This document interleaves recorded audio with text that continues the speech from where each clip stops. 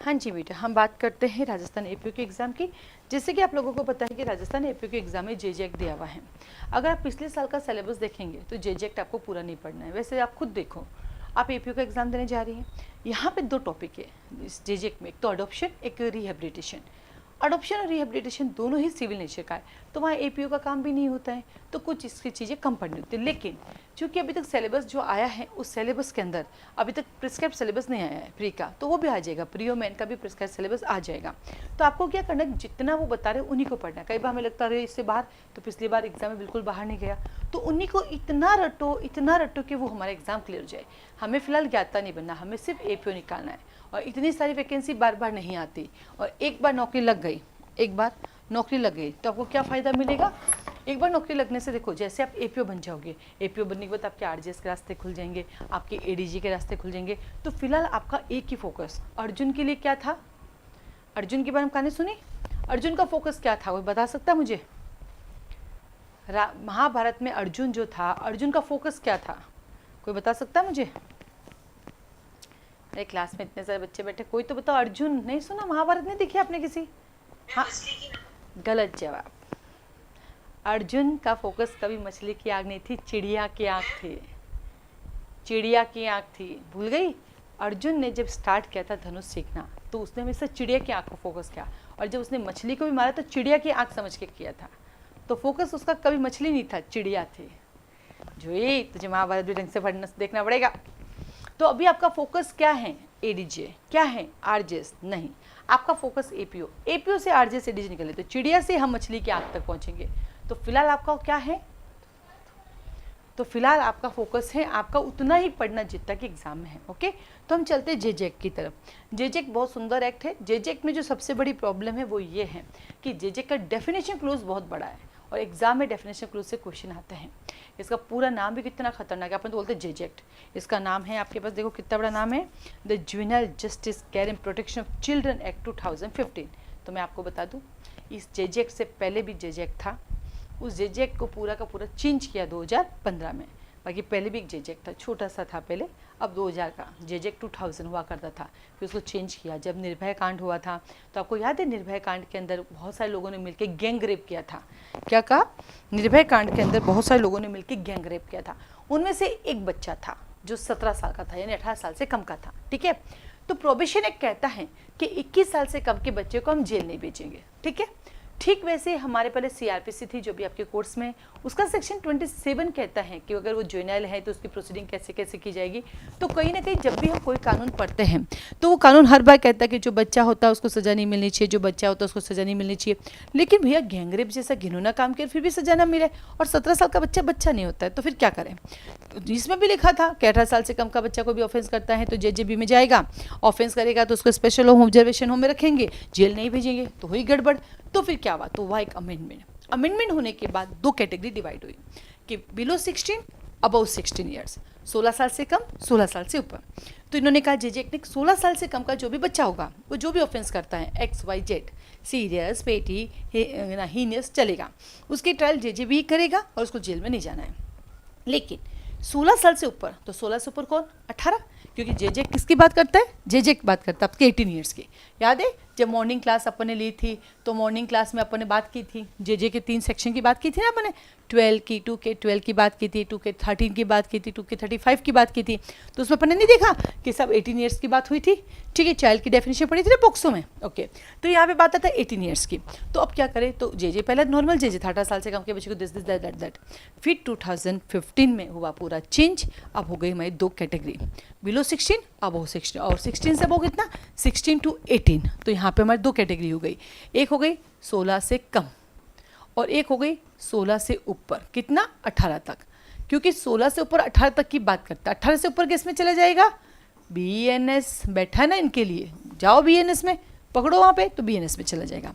Okay, तो now अपना जेजेक पूरा क्या हुआ, सब्सटीट्यूट हुआ। ठीक वैसे ही जैसे कि अपने BNS, BNSS और BSA हुआ, IPC, CRPC एविडेंस से कन्वर्ट होकर चेंज हुई, वो भी तो सब्सटीट्यूट हुई। बोला ठीक है। अब आता अगला सवाल, ये जेजेक्ट कहाँ से निकल के आया, ये जेजेक्ट निकल के आया आपके पास आर्टिकल 15 का 3। आर्टिकल 15 का 3 कहता है बच्चों के लिए हम स्पेशल व्यवस्था करेंगे। ठीक वैसे ही जैसे कि पोक्सो एक्ट, पोक्सो एक्ट ने भी क्या कहा, भैया बच्चों के लिए हम एक स्पेशल एक्ट बनाएंगे, तो 15/3 से ही जेजे निकला और 15/3 से ही हमारा पोक्सो निकला। बोला ठीक है, आगे बढ़ते हैं। फिर जेजे के अंदर टोटल चैप्टर कितने हैं, सब 10 हैं। टोटल सेक्शन कितने, सब 112 हैं। फिर आता है आपके पास इसका एक्सटेंड का होल ऑफ इंडिया में। 2015 में जब ये आया तो JNK में अप्लाई नहीं होता था। 31 अक्टूबर 2019 में जब आर्टिकल 370 हटा तब इसको जोड़ दिया गया था। देन आता सिग्नेचर। यस, अभी जमाने बदल गए, सिग्नेचर। अब इसमें खतरनाक का लेखुना है, इधर आओ। Act number 2 of 2016। What do mean act number? Act number means जिस ईयर में उस लॉ को बनाया गया उसका नंबरिंग किस पे हुआ, कितने नंबर, 1 2 3 4 5 6 7 8 9 10। ओके, वो ईयर का जो नंबरिंग है किस दिन काउंट होता है, जिस दिन सिग्नेचर होते हैं। सिग्नेचर की डेट क्या है, 31 दिसंबर 2015। 31 दिसंबर 2015। कमेंसमेंट डेट क्या है, 15 जनवरी 2016। ओके, हम कई सारे कानून पढ़ते हैं, जैसे कि हमारा भारतीय साक्ष्य अधिनियम ही देख लो, हमारा भारतीय नागरिक सुरक्षा संहिता देख लो, भारतीय न्याय संहिता, सबके सिग्नेचर 25 दिसंबर 2023 में हो गए। ठीक है, तो उनको एक्ट नंबर भी 2023 का मिला और कमेंसमेंट उनका 1 जुलाई 2024 में हुआ। ओके, तो यहाँ पर सिग्नेचर तो दिसंबर में हो गए, पर पता नहीं एक्ट नंबर 2 ऑफ 2016 मिला। कितना बड़ा सरप्राइज है, मतलब जिसका सिग्नेचर 16 में नहीं हुआ फिर भी एक्ट नंबर कहाँ मिल रहा है उसको, 2016 में मिल रहा है। अब है ये लेकुना। तो ऐसा क्या, इसकी 3 चीज़ हो गई, 2015 सिग्नेचर, एक्ट नंबर 2 2016 और 15 जनवरी 2016 को कमेंस हुआ। ठीक वैसे कभी कभी किसी इंसान के 3 जन्मदिन भी आते हैं। कैसे, एक बंदा गुड फ्राइडे को दिन हुआ तो गुड फ्राइडे, उस दिन की डेट, जो डेट होगी, जन्म तारीख होगी वो, और साथ ही साथ क्या होगा, साथ साथ उस तिथि। तो वैसे तो 2 जन्मदिन होता है, किसी का तिथि से और डेट ऑफ बर्थ या डेट से, लेकिन कभी कभी गुड फ्राइडे जैसे मदर्स डे, फादर्स डे अलग अलग आता है, फ्रेंडशिप डे, ये सिर्फ डे वाइज आते हैं। तो 3, वैसे इसके भी 3 है। तो याद रखना इसका एक्ट नंबर 2 ऑफ 2016 है, ये ध्यान रखना। इसका जो सिग्नेचर है 31 दिसंबर 2015 है और ये पूरे इंडिया में अप्लाई हुआ 15 जनवरी 2016, तीनों आते हैं। ठीक वैसे आप CRPC पढ़ना, क्योंकि अभी AP राजस्थान में CRPC भी आपके कोर्स में, जब आप CRPC पढ़ेंगे आप देखेंगे CRPC 1973 है, लेकिन उसका एक्ट नंबर 2 ऑफ 1974 है। उसका नाम भी 1973 है, पर उसका एक्ट नंबर हम पढ़ाऊंगी मैं आपको, तो अब देखना एक्ट नंबर 2 ऑफ 1974 है। ठीक है, चलिए आगे बढ़ते हैं। देन आता है आपके पास चैप्टर नंबर 1। अब आप जब इसके चैप्टर्स पढ़ोगे एक सरप्राइज चीज़ मिलेगी आपको, इसके हर 2 चैप्टर एक दूसरे से जुड़े हुए हैं। कैसे जुड़े हुए, आइए बताती हूँ मैं आपको। चैप्टर 1 कहता है मैं हूँ आपका प्रीलिमिनरी, 1 2 का 2। आप जब भी कोई भी लॉ पढ़ेंगे, हर लॉ अपना इंट्रोडक्शन देता है, और जब आप लॉ पढ़ते हैं तो उसका इंट्रोडक्शन आपको पता होना चाहिए। कैसे पता चलेगा, आपने LLB किया, आपने 12th पास किया, ग्रेजुएशन किया, फिर LLB में आए, फिर आपने यहाँ आके पता चला ओ भाई एक 18 साल से कम का बच्चा होता है। कितने साल से कम का बच्चा होता है, 18 साल से कम का बच्चा होता है। आइए भाई, बिलो 18 ईयर्स। आपने कभी अनुमान भी नहीं लगाया कि जो बिलो 18 ईयर्स का बच्चा है उसके 3 नाम हो सकते हैं। सही में देखो, जैसे एक बच्चे के घर पे नाम होता है कालू, प्यार से लोग कहते हैं कालू, गवाड़ वाले कहते हैं कालू राम, और स्कूल में नाम है उसका गोरू राम। 3 नाम हो गए ना बेचारे के, एक ही बंदे के 3 नाम है। कई बार एक ही बच्चे के ननियाल वाले कुछ और कहते हैं, ददियाल वाले कुछ और कहते हैं, है ना, दोस्त लोग कुछ और कहते हैं, तो 3 नाम होते हैं। ठीक वैसे इस चाइल्ड के भी 3 हैं। ये चाइल्ड में यहाँ पे चाइल्ड, इसको चाइल्ड भी कहा गया है। जब आप 2 का 12 पढ़ेंगे, जब ये बच्चा ऑफेंस करता है, जब ये बच्चा ऑफेंस करता है, संभाल के भाग जाता है, चोरी करता है, तो इसका नाम हो जाता है कॉन्फ्लिक्ट विथ लॉ वाला बच्चा। तो क्या आएगा, चाइल्ड कॉन्फ्लिक्ट विथ लॉ। तो इसका दूसरा नाम आता है 2 के 13 में विधि का उल्लंघन करने वाला बच्चा, विधि का उल्लंघन करने वाला चाइल्ड, बालक। ठीक है, इसी बंदे का तीसरा नाम है, जब उसकी कैरियर प्रोटेक्शन करनी होती है तो चाइल्ड है, और जब ये ना तो कैरियर प्रोटेक्शन में आ रहा है और ना ही ये क्या है ऑफेंस करता है, ये बीच वाला बंदा है जो ऑफेंस करने वाला है, जिसको कुछ शिक्षा देनी है, जिसकी हमें रिहेबिलिटेशन करना है, जिसका हमें रीइंटीग्रेशन करना है, तो ये बच्चा हमारा जुवेनाइल बन जाता है। क्या बन जाता है, जुवेनाइल। एक्ट का नाम ही जुवेनाइल है। तो वो कहाँ पढ़ेंगे, 2 के 35 में। ये बच्चा हमारा किशोर बन जाता है। सेम बंदे के 3 नाम, अलग अलग जगह पे अलग अलग रोल। ठीक वैसे ही जैसे कि हमारा सेशन कोर्ट जब क्रिमिनल मैटर देखता है तो सेशन कोर्ट है, और जब ये सेशन कोर्ट हमारा सिविल मैटर देखता है तो डिस्ट्रिक्ट कोर्ट बन जाता है। ठीक है, बंदा एक, नाम अनेक। आगे चले, तो यहाँ पे जेजे एक्ट के अंदर क्या आता है, प्रीलिमिनरी। इस प्रीलिमिनरी में मिलेगा। फिर इस प्रीलिमिनरी में आपको और क्या मिलेगा, कोर्ट और आपको बात मिलेगा, एक मिलेगा केवल कोर्ट, एक मिलेगा चिल्ड्रन कोर्ट। अब ये भी गड़बड़ है कि ये क्या दो बताई, एक जगह पढ़ोगे सिर्फ कोर्ट लिखा हुआ आएगा, कोर्ट। न्यायालय, क्या वर्ड यूज किया गया है, न्यायालय, न्यायालय, ठीक है। एक जगह लिखा आएगा आपके पास चिल्ड्रन कोर्ट। ये भाई ऐसा क्यों दो बार क्यों ना आया भैया यहाँ पे, बालक न्यायालय, क्या बोलेंगे इसको, बालक न्यायालय। अब न्यायालय तो न्यायालय होता है, बालक जोड़ने से क्या फर्क पड़ गया, तो फर्क पड़ता है। क्या फर्क पड़ता है, जब केवल कोर्ट है, इट्स मीन वो जो कोर्ट है वो सिविल नेचर का है, और वो सिविल नेचर का कोर्ट क्या करेगा, आपके लिए जो केयर एंड प्रोटेक्शन वाला बच्चा है ना उसकी देखभाल के लिए करेगा। तो ये जो कोर्ट है ये केयर एंड प्रोटेक्शन वाले बच्चे के लिए काम करेगा, क्योंकि यहाँ पे दो बच्चे हैं ना हमारे पास, तो एक बच्चा है जिसकी केयर एंड प्रोटेक्शन की रिक्वायरमेंट है, उसके लिए सारा काम सिविल कोर्ट करेगा। और चिल्ड्रन कोर्ट हमारा जो कॉन्फ्लिक्ट विथ लॉ वाला बच्चा है, कॉन्फ्लिक्ट विथ लॉ वाला बच्चा है, जो विधि का उल्लंघन करने वाला बच्चा है, विधि का उल्लंघन करने वाला बच्चा है, उसके लिए करेगा। इसका मतलब ये पूरा का पूरा कानून दो भागों में डिवाइड है, एक सिविल और एक क्रिमिनल, ठीक है।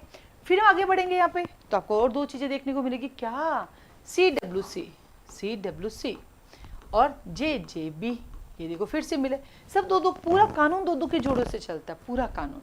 तो क्या है भाई, CWC चाइल्ड वेलफेयर कमेटी, बच्चे के काम के लिए बंदा चाहिए था, कमेटी चाहिएगी, ठीक है सर। तो कौन से बच्चे के लिए, जिसने ऑफेंस किया, नहीं, जो आपको सड़कों पे भीख मांगते हुए मिला, रेलवे स्टेशन पे भीख मांगते हुए मिला, तो केयर एंड प्रोटेक्शन वाला, क्या है, केयर एंड प्रोटेक्शन वाला बच्चा। और JJB यही कॉन्फ्लिक्ट विथ लॉ वाला बच्चा। तो आप कहोगे मैडम ये कॉन्फ्लिक्ट विथ लॉ वाले बच्चे के लिए दो कोड क्यों बने भाई केयर एंड प्रोटेक्शन की जरूरत है, सिविल कोर्ट है, तो ये जो केवल कोर्ट था, सिविल कोर्ट जो मैंने बताया वो अडॉप्शन का काम कराएगा, रिहेबिलिटेशन का कराएगा, रीइंटीग्रेशन का काम करेगा, उसके बाद बहुत सारे काम है दूसरे, ठीक है। तो इसकी दो जरूरत क्यों पड़ी, तो सुनो, एक था चिल्ड्रन कोर्ट, एक है JJB, दोनों का काम बच्चे को सजा देना है। ये भाई साहब जो है ये 16 साल से कम का बच्चा जो हीनियस ऑफेंस करता है उसकी सुनवाई करेंगे, और ये जो है 18 साल से कम का बच्चा जो कि सीरियस ऑफेंस करता है या जो कि पेटी ऑफेंस करता है। तो JJB 3 काम करेंगे। पहला, 16 साल से कम के बच्चा कोई भी ऑफेंस करता है, चाहे वो सीरियस ऑफेंस करे, चाहे पेटी ऑफेंस करे, चाहे वो क्या बोलते हैं आपके हीनियस ऑफेंस करे, सब में काम आएगा, ठीक है। लेकिन ये जो 18 साल से कम का बच्चा है वो दो चीज़ों के लिए आएगा, किसके लिए, सीरियस ऑफेंस, पेटी ऑफेंस। इसका मतलब ये जो हमारा चिल्ड्रन कोर्ट है ये 16 से 18 साल के उस बच्चे के लिए काम करेगा जो कि हीनियस ऑफेंस करता है। क्या करता है, हीनियस ऑफेंस, हिंदी में बोलते जघन्य अपराध करता है। तो चिल्ड्रन कोर्ट सिर्फ एक ही जगह ट्रायल करेगा, 16 साल से अबव, 18 साल से कम का heinous offence. What do mean heinous offence, वो हम पढ़ेंगे यहाँ पे। तो यहाँ पे ऑफेंस की भी 3 कैटेगरी है, एक पेटी ऑफेंस है आपका, एक हीनियस ऑफेंस है आपका, और एक आपका क्या है, सीरियस ऑफेंस है। तो ये क्या है, ये समझोगे तभी तो JJB काम आएगा, ये समझोगे तभी तो चिल्ड्रन कोर्ट काम आएगा। तो इन्होंने कहा कि जो ऑफेंस 3 साल से कम के हैं, 3 इयर्स तो 3 इयर्स से कम के हैं, वो तो हमारे पेटी ऑफेंस है, और जो ऑफेंस 7 साल से ऊपर वाले हैं वो हमारे हीनियस ऑफेंस है, अबव 7 इयर्स तो वो हमारे हीनियस ऑफेंस है। और जो दोनों के बीच वाले हैं, 3 से ऊपर 7 से कम, जो दोनों के बीच के 3 से ऊपर 7 से कम, वो हमारे कैसे, सीरियस ऑफेंस है। तो कैटेगरी देंगे। तो कितना सुंदर JJAC बनाया, मतलब सोचो JJAC की जिसने ड्राफ्टिंग की ना, कितना सुंदर धीरे धीरे उसने बनाया। इसी बेस आप याद करो, आपको JJB जीवन भर के लिए याद हो जाएगा, ठीक है, मतलब जुवेनाइल जस्टिस से क्या हो जाएगा। तो चैप्टर 1 प्रीलिमिनरी में सब कुछ समाया हुआ है, तो इसका रट्टाफिकेशन करना है, चाहे APO का एग्जाम दो, चाहे RGS का एग्जाम दो, चाहे LG का एग्जाम दो, चाहे MP जुडिशरी का दो, चाहे दिल्ली का दो, बहुत सारे स्टेट में ये एक्ट आता है। 1-2 का 2। चैप्टर 2 कहते हैं जनरल प्रिंसिपल। एक बार एग्जाम में क्वेश्चन आ गया कि जनरल प्रिंसिपल में कितने पॉइंट्स दे रखे हैं, राजस्थान के अंदर 2021 से प्री का साल। अब आपने पूरा एक्ट पढ़ लिया पर आपको याद ही नहीं तो उसके पॉइंट कितने, क्योंकि आप मोस्ट ऑफ बच्चे तो प्रैक्टिसिंग लॉयर होते हैं, अब उनके पास कहाँ इतना टाइम होता है बैठ के पॉइंट याद करने का, वो सिर्फ कंसेप्ट याद करते हैं। तो भैया अगर एग्जाम निकालना है तो कंसेप्ट से काम नहीं चलेगा, आपको सेक्शन, सब सेक्शन सारे याद होने चाहिए। कानून को बदला नहीं जा सकता, इसको याद तो करना पड़ेगा, हाँ समझ के करोगे तो मजा आएगा। तो सेक्शन 3 अकेला है, 18 सब इसके पॉइंट्स लेके बैठा है। देन आता चैप्टर, तो 1-2 साथ में पढ़ो। 1 कहता है प्रीलिमिनरी, 2 कहता है मैं जनरल प्रिंसिपल हूँ, चैप्टर 3 कहता है मैं हूँ JJB जुवेनाइल जस्टिस बोर्ड। कहाँ से कहाँ तक 4 to 9। तो JJB आएगा, अपना काम करेगा 4 से लेकर 9 तक में। अब JJB को आया, एस्टेब्लिश कर दिया, कौन इसका प्रिंसिपल होगा, कितने मेंबर होंगे, NGO मेंबर होंगे, कितने साल के लेंगे, सारी व्यवस्था कर दी। कुल मिलाकर हमने JJB बना दिया, JJB बन के बैठ गया। अब काम नहीं करेगा, करेगा ना। तो चैप्टर 4 कहता है procedure in relation to children और कॉन्फ्लिक्ट विथ लॉ। अब ये JJB जो है, ये जो विधि का उल्लंघन करने वाला बच्चा ना, इसके साथ डील करेगा 10 से लेकर 26 तक। तो देखो इन दोनों को हमें साथ पढ़ना है, ठीक है। तो ये दोनों साथ में पढ़े जाएंगे, उसके बाद ये दोनों साथ में पढ़े जाएंगे, JJB और उसका प्रोसीजर। क्या कहा, JJB और उनका प्रोसीजर साथ में पढ़ा जाएगा। पढ़ लिया दोनों को। अब तो ये बच्चे ने ऑफेंस के साथ काम करेंगे। अब वो बच्चा जो आपको रेलवे स्टेशन पे मिला, उसका क्या करोगे, उसकी भी केयर करनी है। तो CWC आएगा, चाइल्ड वेलफेयर कमेटी, बाल कल्याण समिति। कहाँ से कहाँ तक, 27 से 30। पहले उसको एस्टेब्लिश करेंगे, कितने मेंबर होंगे, क्या उनकी क्वालिफिकेशन होगी, कितने साल तक काम करेंगे। बिठा लिया, एस्टेब्लिश हो गया। अब यह काम क्या करेंगे, procedure, procedure in relation to children in need of care of protection. अब इनके लिए काम करेंगे कि इनके लिए क्या क्या सुविधा इनको दी जा सकती है। तो सेक्शन नंबर 31 से 38। तो जहाँ भी ऐसा बच्चा पाया जाता है ना, उनका अडॉप्शन करवाना है, नहीं करवाना है, उनको स्पेशल होम में रखना है या उसको चिल्ड्रन होम में रखना है, या उनको फोस्टर केयर देनी है, क्या देनी है, उनको अडॉप्शन क्या बोलते हैं, फिट फैसिलिटी देनी है या फिट पर्सन के पास रखना है, वो सभी डिसाइड करेगा 31 से लेकर 38 तक। कर लिया, ओके। देन आता है 7 और 8। 7 कहता है रिहेबिलिटेशन और री इंटीग्रेशन कर लेते हैं। तो रिहेबिलिटेशन री इंटीग्रेशन करने के लिए उनको वापस उनके घर भेजो, उनके घर बार तो है नहीं, तो हम कोशिश करेंगे कोई इनका अडॉप्शन करने के लिए तैयार है तो अडॉप्शन करवा देते हैं। तो चैप्टर 7 क्या कहता है, रिहेबिलिटेशन एंड सोशल री इंटीग्रेशन 39 से 55। और देन चैप्टर 8 कहता है अडॉप्शन करवा दो। अब अडॉप्शन देखो यहाँ पर भी है, और ये अडॉप्शन आपको कहाँ मिलेगा, ये अडॉप्शन आपको Hindu adoption and maintenance act में भी मिलेगा। तो आपके मन में आएगा मैडम फिर यहाँ पे अडॉप्शन हो गया, यहाँ पे। तो देखिए, दो हिंदू अगर आपस में अडॉप्शन करते हैं तो आपको हिंदू लॉ में जाना होगा, लेकिन कोई भी जाति धर्म का एक दूसरे से अडॉप्शन कर सकता है तो JJ एक्ट में आ सकते हैं। तो मैं आपको बता दूं 2000 जो JJ एक्ट था उसमें अडॉप्शन का कोई प्रोविज़न नहीं था। अब आप देखिए जगह जगह हर गली हर नुक्कड़ में आपको अनाथ आश्रम मिल रहे हैं। उस अनाथ आश्रम में कौन सा बच्चा आ रहा है, किस जाति का आ रहा है, किसी को नहीं पता, और उस अनाथ आश्रम से कोई भी ले सकता है। Even with in India, out of India के लोग भी ले सकते हैं, ओवरसीज ऑफ इंडियन भी ले सकते हैं, और फॉरेनर्स भी ले सकते हैं। सबके लिए अब ओपन हो गया। तो ये पूरा प्रोविज़न नया डाला गया अडॉप्शन का। तो पहला आया आपका प्रीलिमिनरी और प्रिंसिपल, दूसरा आया JJB और उसका प्रोसीजर, तीसरा है CWC और उसका प्रोसीजर, फिर आया आपके पास रिहेबिलिटेशन रीइंटीग्रेशन एंड उसका अडॉप्शन। अब तक तो हम बच्चों ने ये किया, बच्चों को ये करो, बच्चों ने क्या। अब हम बड़े लोग बच्चों के अगेंस्ट ऑफेंस करते हैं। तो आया chapter number 9, offence against children. आप कहोगे मैडम हम बच्चों के विरुद्ध ऑफेंस करेंगे तो हमारे पास तो BNS है ना। सही बात है, भारतीय न्याय संहिता है ना।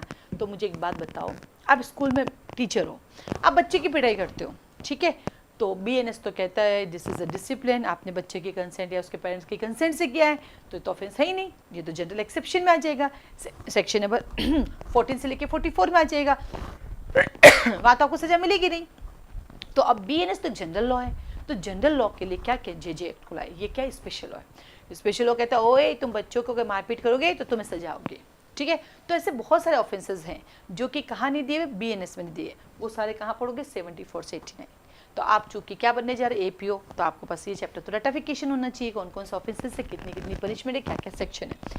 और जैसे ही आया मिसलेनियस खत्म। तो ये देखो 2 का सेट। तो कानून को पढ़ने को आपको पहले कानून पढ़ना आना चाहिए, ठीक है। जब तक आप कानून को समझ के नहीं पढ़ोगे वो आपके भेजे में नहीं जाएगा। तो यहाँ पे ऑफेंस किया 74 से 89 और देन मिसलेनियस 90 से लेके 112। तो आपका जो भी सिलेबस है, सबसे पहले आज के दिन आप एक ही काम करो, आप मेरी यहाँ कोचिंग कर रहे हो ठीक है, वो भी चलेगा, लेकिन तो भी साइड में आप अपना तो करो। ऐसा पता चले कि अपने 1 महीने तक 4 सब्जेक्ट पढ़ रहे हैं, तब तक आप पीछे के 6 खोल ही नहीं रहे हो। आपके पास पूरा दिन है, आप यहाँ पे 2 घंटे सुबह, 2 घंटे शाम को, या टोटल 6 घंटे की क्लास लोगे सुबह से शाम तक। लेकिन उसके बाद 18 घंटे आपके खुद के पास पढ़े, उन 18 घंटों में 8 घंटे सोचो 10 घंटे आपके पास पढ़े, 10 में से 6 घंटे रिविजन, 4 घंटे और है ना, उन 4 घंटों में दूसरे वाले भी खोलते जाओ। जब उनको मैं पढ़ाऊंगी तो आपको फ़ायदा मिलेगा, करे यार ये तो मेरे पढ़ा हुआ फ़ायदा हो गया। क्योंकि आपको APO निकालना है, पास होना है, आपको RJS पास होना है, आपको ADJ पास होना है, और पास होने के लिए मैं कितना भी पढ़ा दूँ, आपको बैठ के रिवीजन तो करना पड़ेगा। आपके पास आप कोर्ट जाते हैं, वकालत करते हैं, आपके पास जॉब है, आपके पास समय नहीं है, आपके पास घर है, परिवार है, बच्चे, सबको मैनेज करना है, वो सब करो। उसके लिए बेस्ट तरीका बताती हूँ। सब करने के लिए आपको पूरा दिन चाहिए, तो रात को 1 बजे जग जाओ, बढ़िया। रात को 10 बजे सो जाओ। 10 से एक सफिशिएंट नींद होती है। एक बार अच्छी नींद आती है ना, वो 3 घंटे में 6 घंटे जितने सो सकते हो। आप रात को 1 बजे जग जाओ। रात को 1 बजे से लेकर सुबह 6 बजे तक अपनी पढ़ाई करो। फिर 7 से 9 वापस हो जाओ, फिर अपने ऑफिस चले जाओ। जिनके पास बच्चे हैं तो कोई तो घर परिवार में ऐसा लोग होता है जो थोड़ी हेल्प करेगा। अगर वाइफ है तो पति हेल्प कर देगा, अगर आप बहू हो तो दादी दादा हेल्प कर देंगे, नाना नानी हेल्प कर देंगे। ठीक है, आप कोर्ट जाते हो तो आप आराम से सुबह उठ के अपने 2 घंटे 4 घंटे कोर्ट चले जाओ। लेकिन अगर रात को 1 से सुबह 6-5 बजे तक पढ़ लेते हो ना, सफिशिएंट है। उसके बाद पूरे दिन में टाइम मिले नहीं, क्योंकि उस समय आपको डिस्टर्ब करने के लिए कोई नहीं होगा। आपको अपना मोबाइल तो फेंकना पड़ेगा। अब आप कहेंगे मैडम हम आपकी रिकॉर्डिंग कैसे देखेंगे, क्लास लेंगे तो बात तो ऐसा ही है। तो लाइव क्लास से बैठो, रिकॉर्डिंग बाद में देखते रहना। क्योंकि हम मोबाइल खोलते हैं ना तो हम रिकॉर्डिंग कम देखते हैं। हम इंस्टाग्राम, फेसबुक, यूट्यूब, हम कहने को सब कहते हैं मेरे मोबाइल में इंस्टाग्राम नहीं है तो हम यूट्यूब की रील्स देख लेते हैं। हम कहने को कहते हैं हमारे पास यूट्यूब नहीं है पर हम फेसबुक देख लेते हैं। हम कहते हैं हमारे पास तीनों नहीं है तो गूगल चल जाता है, गूगल बाबा आ जाते हैं। कुछ तो है आपके मोबाइल में, ये सब डिलीट हो ही नहीं रहा ना। ये सब बाय डिफ़ॉल्ट चीज़ें हैं, ये डिलीट भी नहीं हो रही। तो कुछ ना कुछ हम देख ही लेते हैं। तो रिकॉर्डिंग के लिए अगर आपके पास लैपटॉप है तो वो लेके के बैठ जाओ। आई थिंक लैपटॉप में ये एक्स्ट्रा चीज़ें आपके नहीं होगी तो आप डिलीट कर सकते हैं उसके। ठीक है, फिर 1 से 5 कितने घंटे पे? 2, 3, 4, 5, 4 घंटे। उस समय जो 4 घंटे की पढ़ाई होगी वो 8 घंटे की इक्वल होगी, क्योंकि मैंने हमेशा अपनी पढ़ाई सुबह 2:30-3 बजे उठ के की है। तो आप सबके पास जहाँ 24 घंटे होते वहाँ मेरे पास 28 घंटे होते थे। अभी तो समय नहीं है, अभी तो जब समय मिल जाए तब कर लेते हैं। क्योंकि जैसे आप मेरा स्टेटस देख पा रहे होंगे, मेरा पूरा दिन ही क्लास चलती है, तो अब समय चेंज हो गया, अभी चीज़ें नहीं। लेकिन आपके पास समय मैनेज करें, इस तरह से अपनी पढ़ाई करें। ठीक है, चलिए तो आज का आपका होमवर्क है, एक तो ये करना है। साथ में नेक्स्ट क्लास में हम लोग करेंगे क्या? डेफिनेशन। तो आपका एक छोटा सा होमवर्क है, आपको पूरा डेफिनेशन एक रीडिंग करके आना होगा, तभी आपको पता चलेगा मैं क्या पढ़ा रही हूँ, नहीं तो कुछ समझ नहीं आएगा। ठीक है, तो बाकी का नेक्स्ट क्लास में करेंगे।